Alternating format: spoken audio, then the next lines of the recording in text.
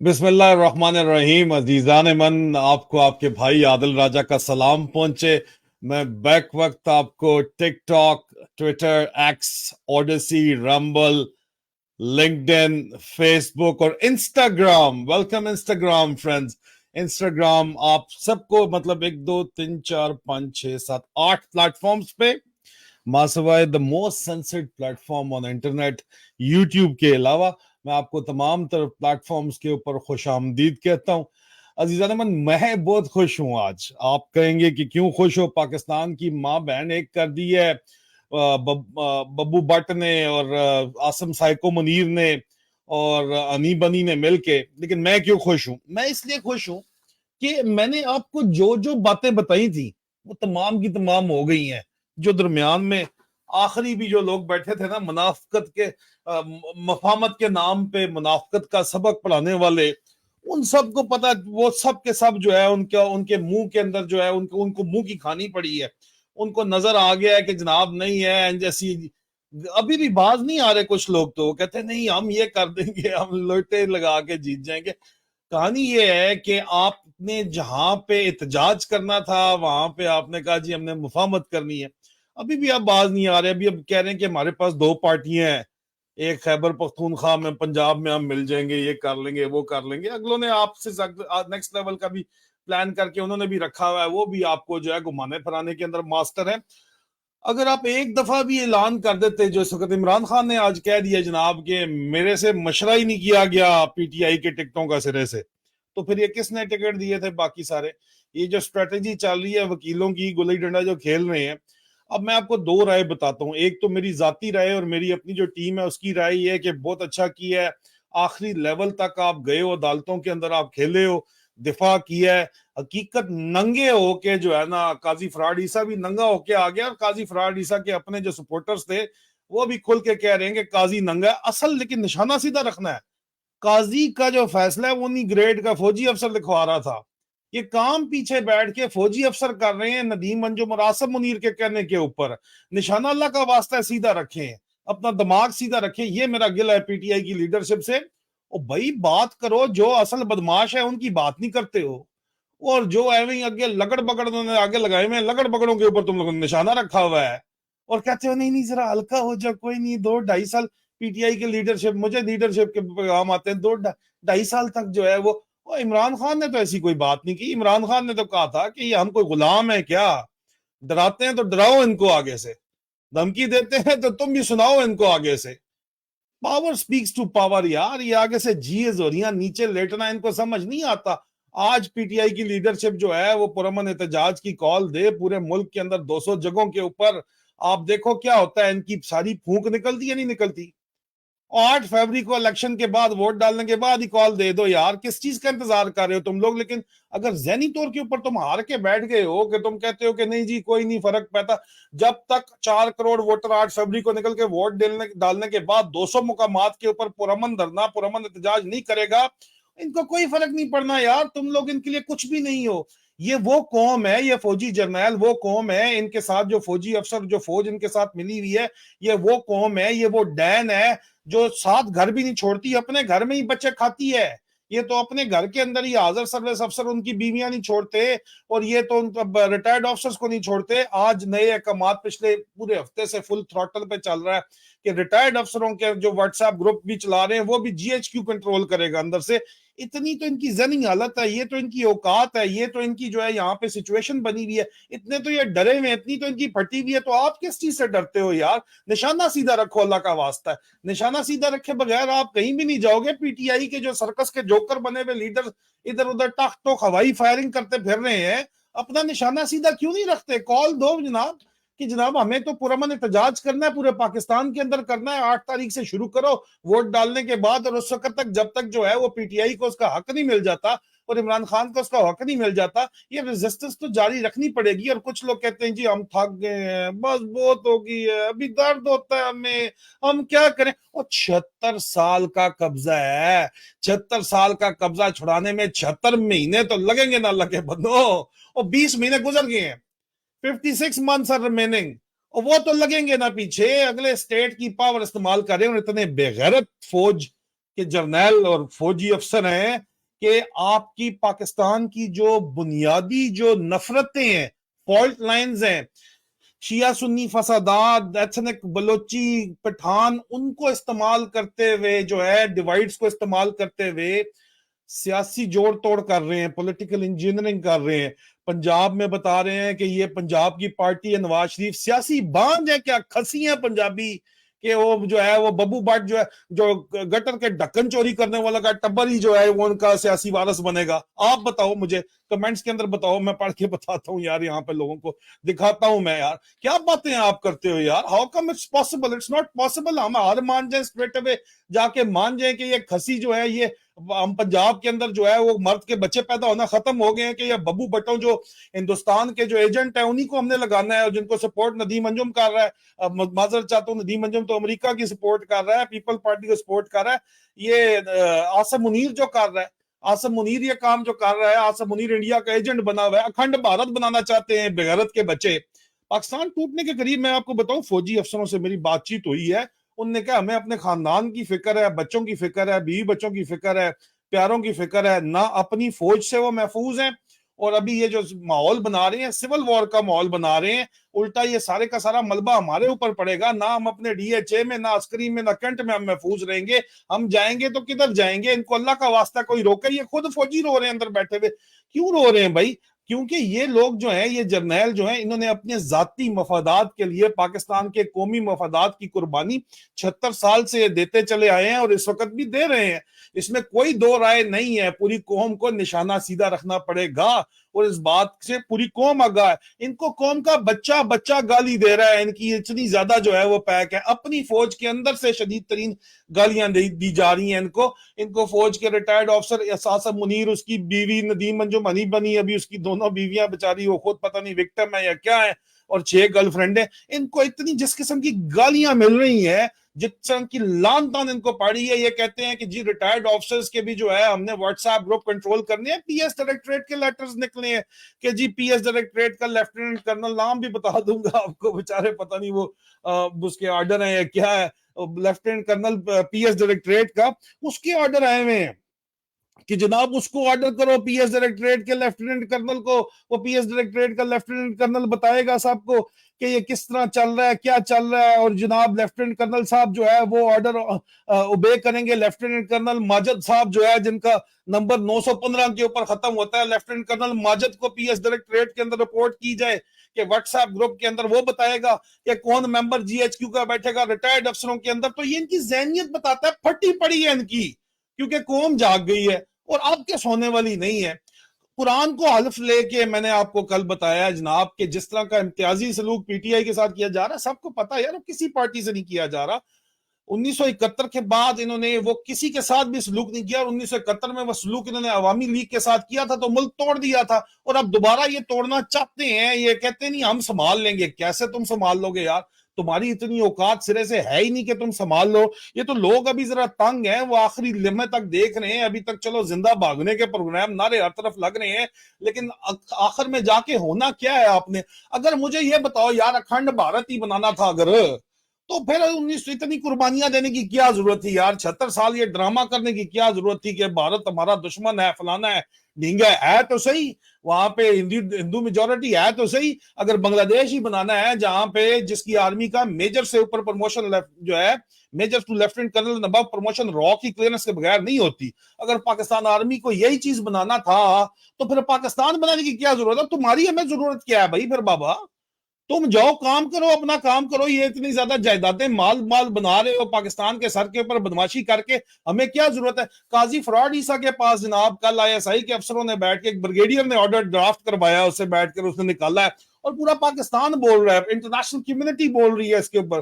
صرف میں نہیں بول رہا، انٹرنیشنل ہیومن رائٹ فاؤنڈیشن نے اس کے اوپر بیان دیا ہے، پوری دنیا اس کے اوپر بول رہی ہے جناب، اور ان کی اس کی آئینہ دکھا رہی ہے. لیکن یہ بغیرت لوگ جو ہیں باز نہیں آ رہے. اچھا، مجھے اسٹیبلشمنٹ کے اندر سے جو دوست یار ہیں وہ کہتے ہیں پی ٹی آئی والوں کو مشورہ دو کہ یہ قاضی فیض عیسیٰ کے اوپر اعتبار کرنے کی ضرورت نہیں ہے، یہ ابھی فیس سیونگ ڈھونڈ رہا ہے، آپ کے لیول پلینگ فیلڈ والا مقدمہ ہے وہ وڈرا کریں، عوام کی عدالت میں جائیں، پرامن احتجاج کریں. انہوں نے آپ کو کچھ بھی نہیں دینا، کسی صورت نہیں دینا، یہ اس کو موقع مت دیں.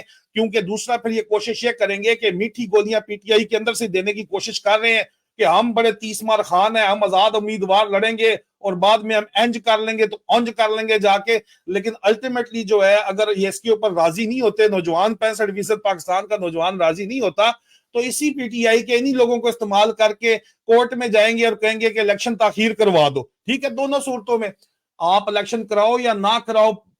میں نے آپ کو پہلے میں بڑا خوش ہوں, اللہ کی قسم میں خوش اس لیے ہوں کہ یہ جو میں باتیں آپ کو بتا رہا تھا پٹ رہا ہوں 20 مہینے سے, ساری سچی اینڈ تک آ کے سچی ثابت ہو گئی ہے. ایک ایک چیز آخر تک, قاضی فرار عیسیٰ تک, ایک ایک چیز شروع سے آخر تک سچی ثابت ہو گئی ہے.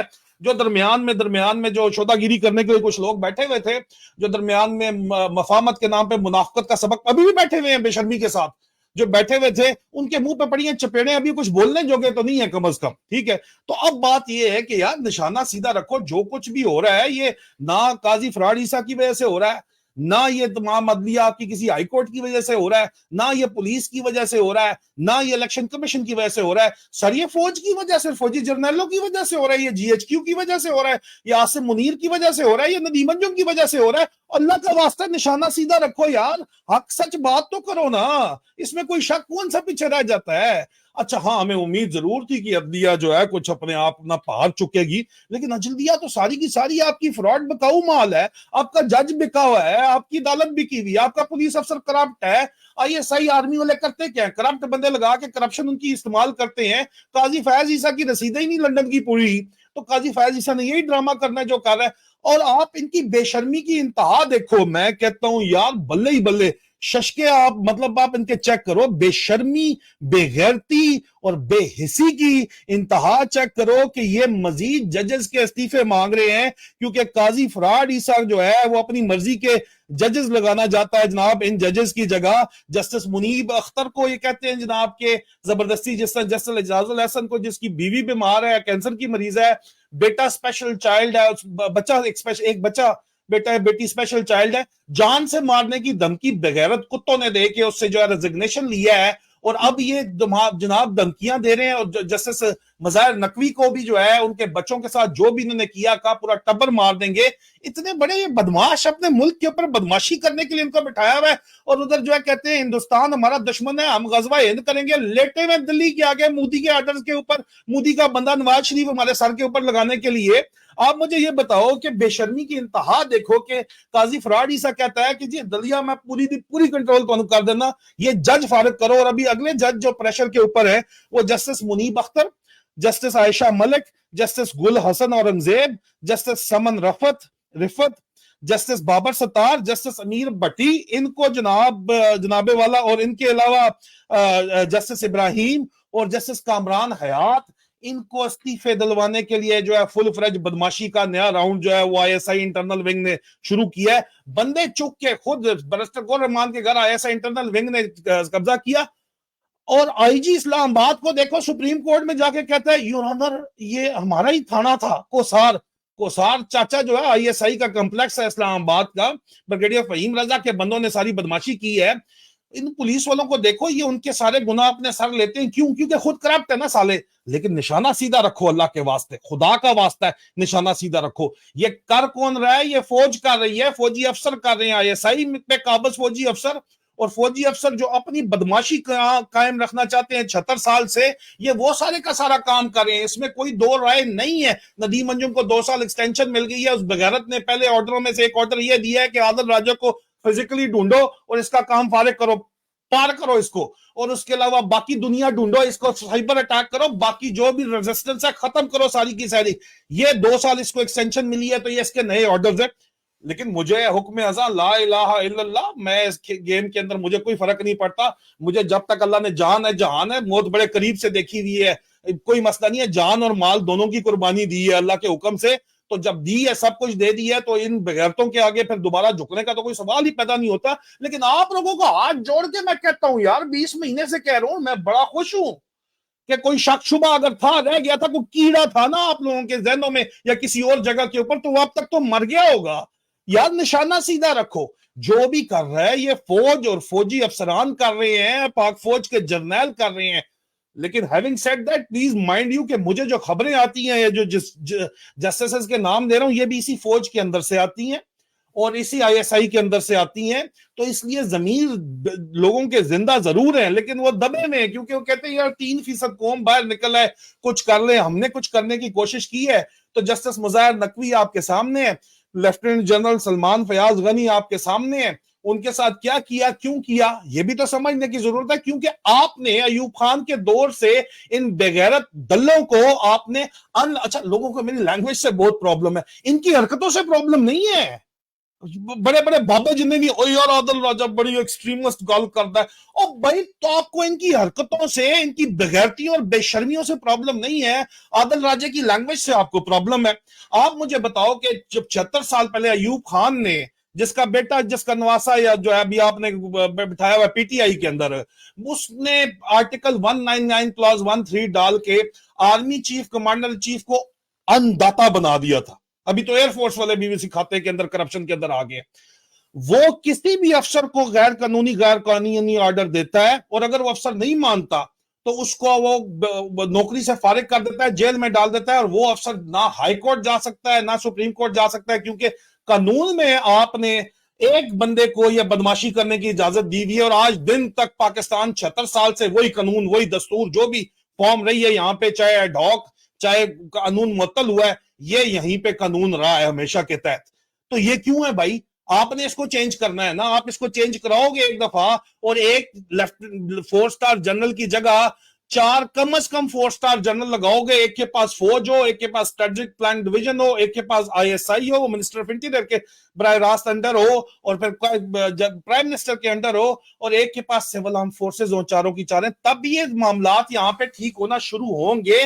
और इनको भी पता है कि होना है, लेकिन ये होने देना नहीं चाहते। इनको पता है ये होने दिया तो हम किधर जाएंगे, हमारी बदमाशी किधर जाएगी, हमारा एहतसाब हो जाएगा। क्योंकि पहले चीफ 4 स्टार तो कम से कम वो पवित्र होता था।